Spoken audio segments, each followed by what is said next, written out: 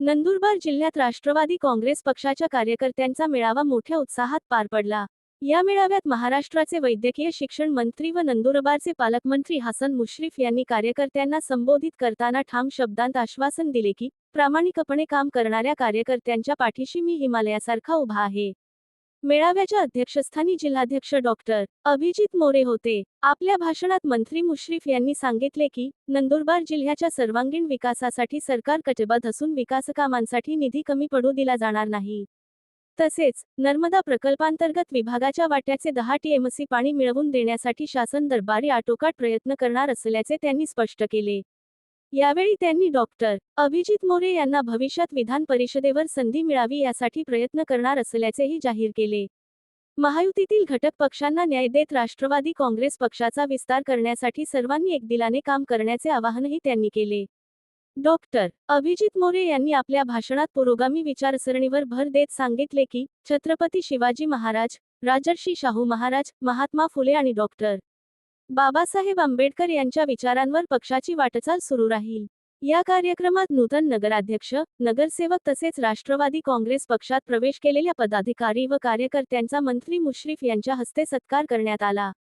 यावेळी पक्षप्रवक्त्या प्रतिभा शिंदे, माजी जिल्हा परिषद अध्यक्ष भरत गावित, माजी सभापती रतन पाडवी, मोहन शेवाळे, नवापूरचे नगराध्यक्ष जयवंत जाधव, तळोदाच्या नगराध्यक्षा भाग्यश्री चौधरी, उपनगराध्यक्ष नरेंद्र नगराळे, महिला जिल्हाध्यक्षा सीमा सोनगिरे, युवक जिल्हाध्यक्ष सीताराम पावरा यांच्यासह अनेक पदाधिकारी व कार्यकर्ते मोठ्या संख्येने उपस्थित होते।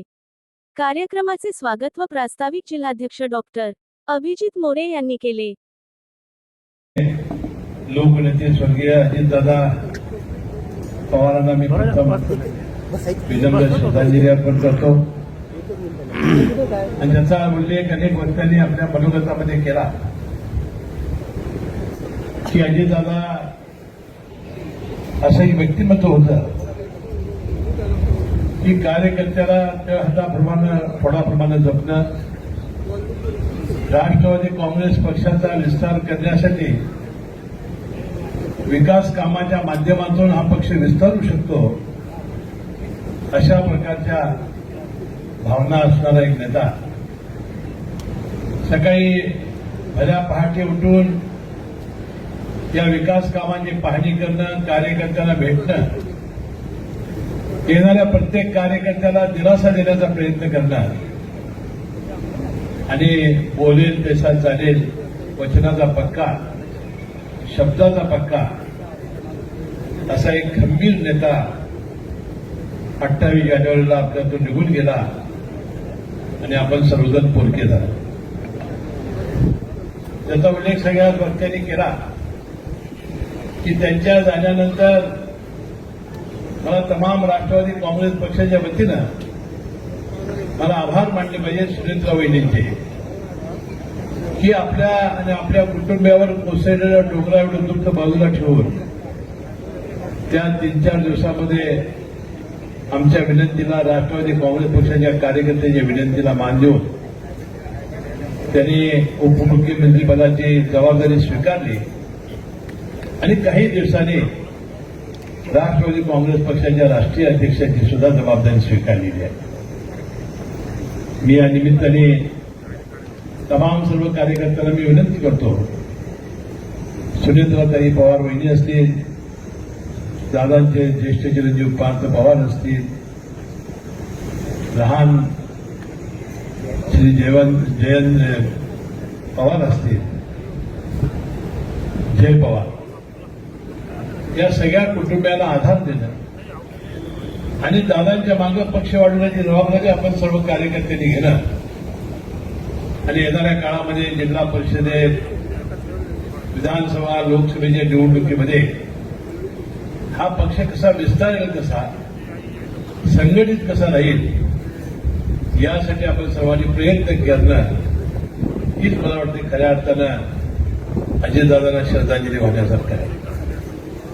मी आपल्या सर्वांना विनंती करेन की आपण सर्वजण, वहिनी आहेत, प्रफुल्लभाई पटेल आहेत, तटकरे साहेब, भुजबळ साहेब आणि अनेक वर्ष या दादांचा एक सहकारी म्हणून काम करणारा मी असेल आणि अनेक कार्यकर्ते या सगळ्यांनी हा पक्ष संघटित ठेवणं आणि वाढवणं याची शपथ घेतलेली आहे. आपल्याला माहिती आहे की माझा जीवन कार्याचा परिचय ज्यांनी करून दिला, मी कागल विधानसभा मतदारसंघातून 6 विधानसभेच्या सलग निवडणुका जिंकलेल्या आहेत. मी 23 वर्षे या राज्याच्या मंत्रिमंडळात आहे. 99 पासून दादा जेवढे वेळ मंत्री होते, दादानी ज्या ज्या वेळा शपथ घेतली त्या वेळा मी शपथ घेतलेली आहे. पण दादा आज आपल्यातून निघून गेलेले आहे. पण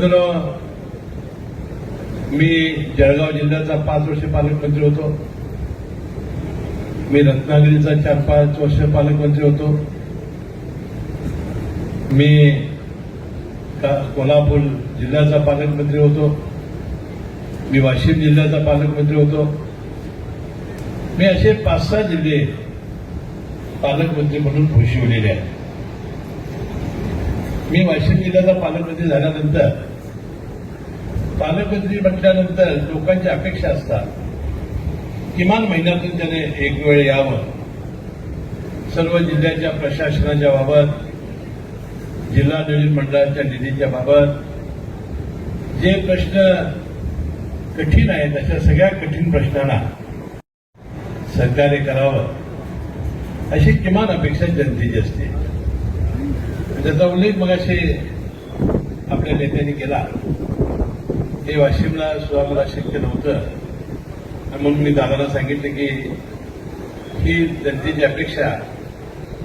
माझा कागल विधानसभा मतदारसंघ कुठं 3 दिवस मुंबईला मंत्रालयीन कामकाजासाठी येणं, पुन्हा मतदारसंघामध्ये जाणं, सिंधुदुर्ग आणि सांगली जिल्ह्याची संपर्क मंत्री म्हणून दिलेली जबाबदारी पार पाडणं आणि त्याशिवाय वाशिमला येणं हे काही मला शक्य नव्हतं. म्हणून मी विनंती केलेली होती आणि दादाजी मोठ्या मनाने ती विनंती स्वीकारलेली होती आणि तिथं आता भंडे मामा हे पालकमंत्री आहेत. आपल्याला माहिती आहे की दुर्दैवानं आमचे सहकारी माणिकराव कोकाटे साहेबांना मंत्रिमंडळातून जावं लागलं आणि या नंदुरबार जिल्ह्याची सुद्धा जागा पालकमंत्रीपदाची रिक्त झाली. शेवटी सुरेंद्ररावांनी तटकरे साहेबांनी मला सांगितलं की आता ही जबाबदारी तुम्हाला स्वीकारली पाहिजे. दादांचा अतिशय प्रेम असलेला हा जिल्हा आहे, आकांक्षित जिल्हा आहे, आदिवासी जिल्हा आहे आणि तुम्ही हे स्वीकारावं अशी सूचना त्यांनी मला केली. दादा असते तर कदाचित मी सांगितलं असतं, परंतु वहिनींच्या पुढं दादाच्या पश्चात हे सांगणं मला बरं वाटलं नाही. मी जबाबदारी स्वीकारली. विधानसभेचं अधिवेशन असल्यामुळं मी 10-15 दिवस येऊ शकलो नाही. नंतर मी एकदा सलामी देऊन गेलो. सलामी म्हणजे कुस्तीमध्ये सलामी असते. आणि येऊन मी आढावा घेतला, अधिकाऱ्यांच्या ओळखी केल्या आणि मी त्याच दिवशी आपले अध्यक्ष अभिजित मोहनला सांगितलं होतं मी पुन्हा 30 तारखेला येईल, दिवसभर येईल आणि पहिला मी राष्ट्रवादी काँग्रेस पक्षाचा मेळावा घेईल आणि बाकीच्या इतर कामाकडे मी लक्ष देईल. त्याप्रमाणे हे वचन पूर्ती करण्यासाठी मी आज आपल्या मेळाव्याच्या निमित्ताने उपस्थित आहे. म्हणून हे खरं आहे की आदिवासी जिल्हा असलेला नंदुरबार, एका बाजूला मध्य प्रदेश, एका बाजूला गुजरात आणि अतिशय अविकसित जिल्हा. मगाशी जिल्हाधिकारी, मुख्य कार्यकारी अधिकारी, आपले प्रोजेक्ट ऑफिसर ते मला भेटल्याने मी आवाज झालो की या राज्यामध्ये सर्वात कमी शिक्षित असलेला जिल्हा आहे. म्हणजे शिक्षणाचं सुद्धा काम आपल्या जिल्ह्यामध्ये कमी आहे. तिथे ज्याचा उल्लेख मगाशी अनेक वक्त्यांनी आपल्या भाषणात केला, त्यामध्ये जो आदिवासी जो भाग आहे त्या भागाकडं अक्कलकुवा, जळगाव, नंतर तळोदा. मी मगाशी शिंदे त्यांना विचारलं की सगळ्यात जास्त अविकसित भाग कुठे आहे, तर त्याने या तिन्हींचा उल्लेख केला. आणि त्या शहादा वगैरे हे शहरं बरी आहेत, त्याचा भाग बरा आहे. आणि मला असंही सांगण्यात आलं की हा जो नर्मदा सरोवर आणि आपला जो डॅम झालेला इकडचा, त्यामध्ये 5 टीएमसी का 10 टीएमसी पाणी अजूनही आपल्या वाट्यात उचललं नाही, असं शिंदेताई सांगत होत्या. वास्तविक तात्काळ या कामामध्ये मी लक्ष घालेन. या विभागाचे मंत्री आहेत तुमचे उत्तर महाराष्ट्राचे गिरीश महाजन साहेब, तेही पालकमंत्री होते काही दिवस आपल्या जिल्ह्याचे, त्यांना याची पूर्ण माहिती आहे. आणि मी ताबडतोबीनं हे पाणी कसं उचलता येईल आणि आपल्या या जमिनीला कसं देता येईल याचा बारकाईनं मी अभ्यास करेन.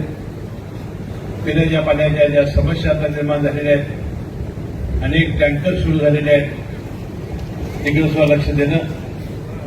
आणि ज्या अपेक्षा तुमच्या राष्ट्रवादी काँग्रेस पक्षाच्या आहेत किंवा आपला राष्ट्रवादीचा पालकमंत्री असल्यामुळं आपल्याला निधी मिळाला पाहिजे, मी निधी योग्य प्रमाणात सर्वांना देण्याचा प्रयत्न करेन. आज राज्यामध्ये युतीची सत्ता आहे. आपण भारतीय जनता पक्ष आणि शिंदे गट हे तिघांचं राज्य आहे. जरूर निवडणुकीमध्ये मतभेद होतात, प्रत्येकाला पक्ष विस्तारण्याचा अधिकार आहे. आणि अजितदादांचं म्हणणं तेच होतं की विधानसभा लोकसभा ह्या निवडणुका एकत्रितपणे लढल्या जातात, परंतु स्थानिक स्वराज्य संस्थेच्या निवडणुकीमध्ये आपण जरी युती असली तरी युती होत नाही आणि आपापल्या पद्धतीने आपण करतो. जसा भारतीय जनता पक्ष विस्तार करण्याचा अधिकार त्यांना आहे, तसा शिंदे साहेबांना आपला शिवसेना शिंदे गट वाढवण्याचा अधिकार आहे, तसाच आम्हाला राष्ट्रवादी काँग्रेस पक्ष सुद्धा वाढवण्याचा अधिकार आहे. म्हणून पक्ष विस्तार करण्यासाठी आपण कुठलेही हातचं राखून ठेवणार नाही, परंतु राहिलेल्या मित्रपक्षावर सुद्धा अन्याय होणार नाही अशी काळजी मी घेईन. आणि त्यांच्यावर अन्याय न करता तुम्हाला बळकट कसं करता येईल याचा मी विचार निश्चितपणाने करेन. म्हणून मगाशी शिंदेताई म्हणाल्या की दादाचं म्हणणं होतं की शाहू फुले आणि आंबेडकर या पुरोगामी विचारावर हे चालणारा माझा पक्ष आहे, त्यामध्ये मी आयुष्यभर कसलीही तडजोड करणार नाही. की दादांचा पुरोगामी विचार आम्ही कधी सोडणार नाही. सर्व जाती धर्माच्या कार्यकर्त्यांना एकत्र घेऊन राष्ट्रवादी काँग्रेस पक्ष नंदुरबारमध्ये कसा वाढेल, कसा विस्तारेल यासाठी अवश्य आम्ही प्रयत्न करू. आमची संघटना प्रयत्न करेल एवढा विश्वास मी या कार्यक्रमाच्या प्रसंगी देतो. कैलास वर्षी यशवंतराव चव्हाण साहेबांचे विचार हे दादांचे मुख्य विचार होते.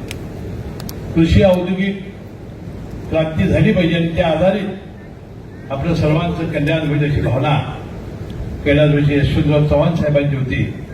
तोच विचार अजितदादांचा होता. आणि मला वाटतं दादाने या ठिकाणी एक साखर कारखाना सुद्धा पुष्पदंतेश्वर आणि अतिशय उत्कृष्ट चालवला. तिथली कुठलीही गोष्ट हातामध्ये घेतली की चूक करायची, नीट करायची असा त्यांचा सातत्याने कटाक्ष होता. बंधुभगिनींनो, पक्ष फक्त निधी मिळतोय, रस्ते गटारी आपण करतोय एवढा पक्ष वाढत नाही. पक्ष वाढवण्यासाठी आपल्याला लोकांच्या घराघरापर्यंत जावं लागेल, चुलीपर्यंत जावं लागेल. ज्या शासनाच्या योजना आहेत त्यांच्यापर्यंत त्या न्याव्या लागतील आणि त्या गरीब सामान्य माणसाला दिलासा द्यावा लागेल. त्याला असं वाटलं पाहिजे की राष्ट्रवादी काँग्रेस पक्ष हा माझा तारणा आहे. राष्ट्रवादी काँग्रेस पक्षाचे कार्यकर्ते माझ्या सुखदुःखात मिसळणारे आहेत, माझ्या कधीही संकटाच्या काळात हाकेला होऊ देणारे कार्यकर्ते आहेत. अशा भावना जोपर्यंत वाढणार नाहीत तोपर्यंत कुठलाही पक्ष वाढत नाही. मी कागल विधानसभा मतदारसंघाचा आमदार आहे. छत्रपती शाहू महाराज हे कागलचे होते, नंतर ते कर्वेला दत्तक केले. त्या तालुक्याचा मी आहे. मी ज्या समाजातून येते त्या समाजाचे मतदार आहेत 10,000 आणि एकूण मतदार आहेत 3,90,000. आता हे कसा चमत्कार झाला, कसं झालं हे? म्हणून मी पहिल्यांदा आमदार म्हणून निवडून आलो. त्यापूर्वी मी जिल्हा बँकेचा संचालक होतो, चेअरमन होतो. कागल पंचायत समितीचा सभापती होतो, जिल्हा परिषद सदस्य होतो आणि माझ्या निवडून आल्यानंतर दादाने 99 साली माझ्याकडे मंत्रिपदाची जबाबदारी दिली. त्यामध्ये विशेष सहाय्य खातं परत दिलं होतं. विशेष सहाय्य म्हणजे संजय गांधी निराधार असलेलं खातं. आता 80-81 साली बॅरिस्टर अंतुरे साहेबांनी ही योजना सुरू केली, परंतु पंचायत समितीचा सभापती म्हणून माझ्या निदर्शनाला आलेलं होतं की यामध्ये अनेक त्रुटी आहेत. त्या त्रुटी आपल्याला दूर कराव्या लागतील. त्या खात्याचा मंत्री म्हणून मी पहिला निर्णय घेतला. जी विधवा भगिनी आहे त्याला नवरा मिळालं सर्टिफिकेट आणलं की त्याला पेन्शन देण्याचा कायदा राज्यामध्ये मी आणला. जी परित्यक्त्या भगिनी आहे नवऱ्यानं सोडलेली, त्याचा तर बिचाराचा काय दोष नसतो म्हणून नवरा सोडतो, त्याला ते लोक बघत नाहीत आणि मग तिला पहिल्या योजनेत तिला सूड चिठ्ठी कोर्टात आणायची होती. मी तो नियम बदलला.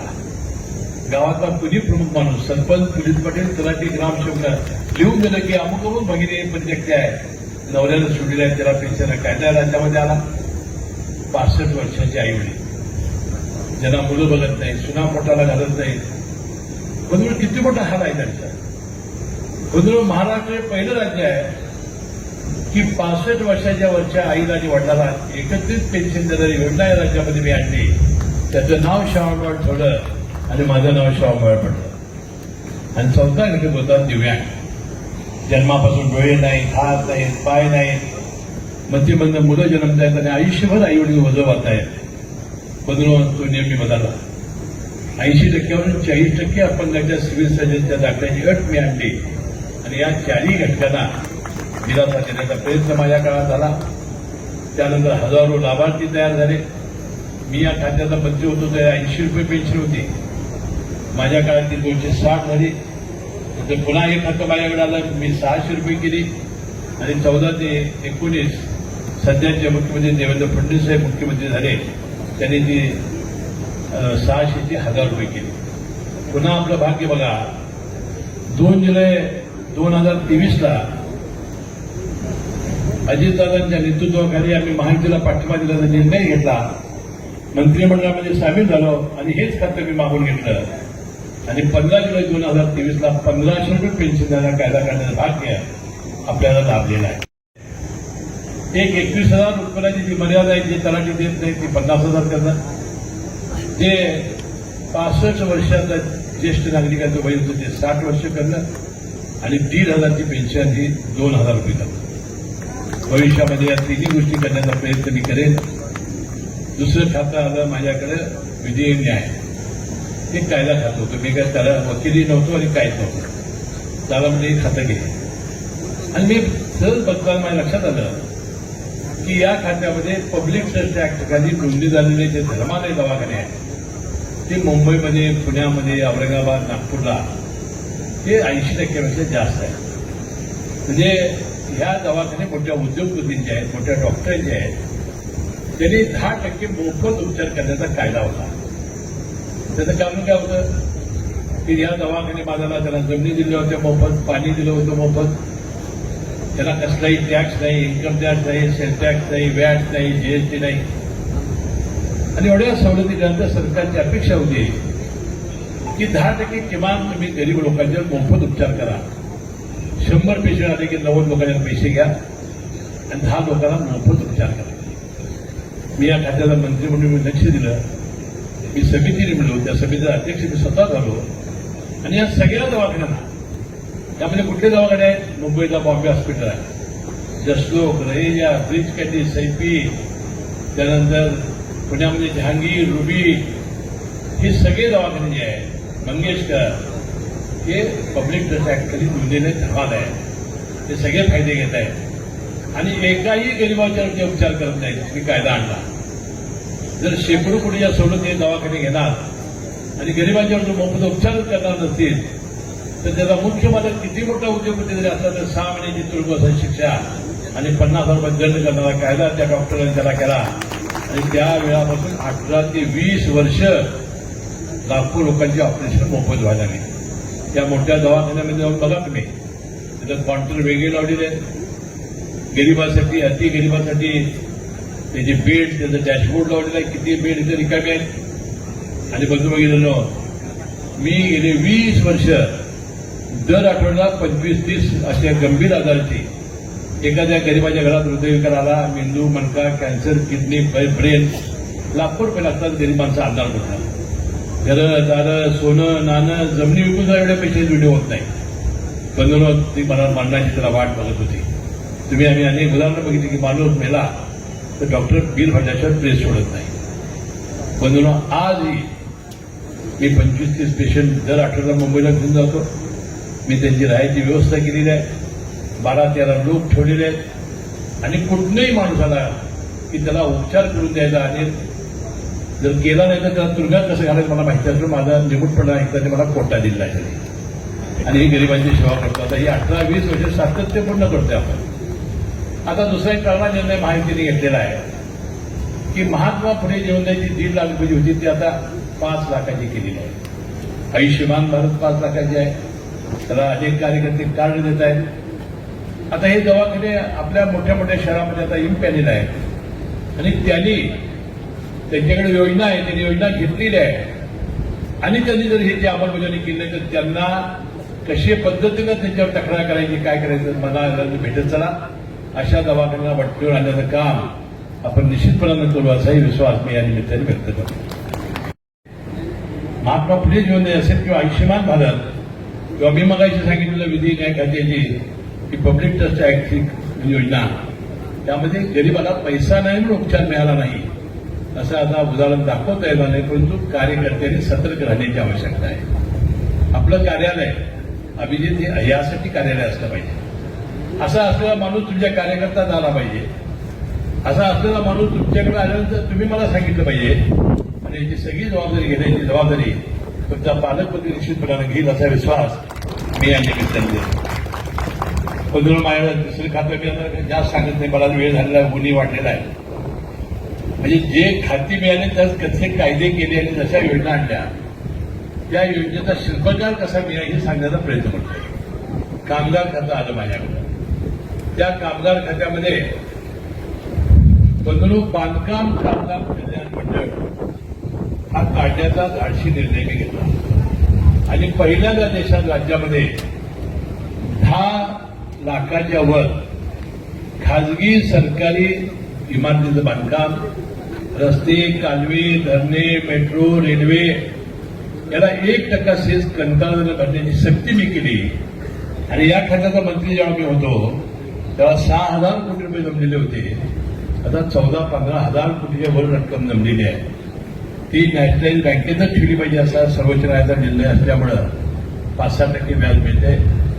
ते मिळणारं व्याज राज्यात चालू असलेली प्रचंड कामं त्यामुळे 300-400 कोटीपर्यंत त्याचा सेस गोळा होतोय आणि त्या माध्यमातून आपण ज्या योजना आणल्या मला आपल्यात किती आपल्या जिल्ह्यामध्ये राबवल्या मला माहिती नाही. पहिल्यांदा 2 आम्ही एक पेट्या दिल्या होत्या, एक संरक्षण पेटी आणि एक अत्यावश्यक पेटी त्या बांधकाम कामगाराला. त्यानंतर आपण चालू केलं. त्यानंतर नोंदणी झाल्यामुळे त्याचं लग्न झालं की लग्नाला 21,000 त्या बंधू आणि भगिनीला आम्ही देण्याचा निर्णय घेतला. ऑनलाईन योजना आहे. त्याची पत्नी गरोदर असेल तर नैसर्गिक बाळंतपणा होणार असेल तर 15,000 आणि सिजरी होणार असेल तर 20,000 रुपये देण्याचा निर्णय आपण घेतला. मुलं झाली 1ली ते 7वीला 2,500 शिष्यवृत्ती महिन्याला वर्षाला मुलामुलीला, 8वी ते 10वीला 5,000 मुलामुलीला, 11वी ते 12वीला 15,000 मुलामुलीला, कॉलेजला 20,000 मुलामुलीला, MBBला ऍडमिशन घेतली 1,60,000 मुलामुलीला आणि कुठल्याही डिप्लोमाला ऍडमिशन घेतली की 60,000ची शिष्यवृत्ती बंधून देण्याचा निर्णय घेतला. आणि परवा विधानसभेच्या निवडणुकीपूर्वी माझ्या विधानसभा मतदारसंघामध्ये किती शिष्यवृत्ती आली याची माहिती मी घेतली तर 89 कोटी रुपये गेल्या 3 वर्षामध्ये आमच्या विद्यार्थ्यांच्या खात्यावर जमा झालेले होते. आता नंतर निर्णय मी घेतला की मध्यान्ह भोजनाचा. हे बांधकाम कामगार दुपारी त्यांना जेवण चांगलं मिळणार नाही, सकस मिळणार नाही म्हणून सेंट्रल किचनमध्ये कॉन्ट्रॅक्टर शिजवायचं आणि साईटवर घेऊन वाढायची अशी आमची योजना होती. तर ती होती शाकाहारी. बांधकाम कामगार खाटपूट खाणारे. पण ते जेवण राहायला लागलं, आंबायला लागलं, सरकारची बदनामी व्हायला लागली म्हणून आम्ही ते बंद केलं आणि आम्ही सुरू केलं 10,000 रुपयाची प्युअर स्टेनलेस स्टीलची 30 भांड्याचा सेट लग्नाला रुखवत जसं देतात तसं त्याला सुरू केलं. आता अनेक योजना आहेत त्या सगळ्या घराला देतोय आपण. त्यानंतर घर बांधायला 2.5 लाख रुपये देतोय. मुलीच्या एका लग्नाला तिला एक मुलगी असेल तर 51,000 रुपये देतोय. MSCIT प्रत्येक शिक्षण मोफत करतोय. हे अनेक आता पुस्तकच काढलेली आहे त्याची. माझं मध्ये जे सगळं मी सांगितलं हे लोक गरीब आहेत, अडाणी आहेत, त्यांना सरकारी अधिकारी दाद देणार नाही. आणि म्हणून आपलं तालुक्यात असेल शहरात असेल हे कार्यालय राष्ट्रवादीचं हे गरिबांचं कल्याण करणारं, या कामासाठी सहकार्य करणारं आणि यासाठी जर अधिकारी तुमच्याकडं जर दाद देणार नसेल तर मला गाठपडा त्याला नीट करण्याचे काम मी करेन. परंतु गरिबाच्या कुणालाही अडथळा चालणार नाही अशा प्रकारचं काम आपण निश्चितप्रमाणे करू.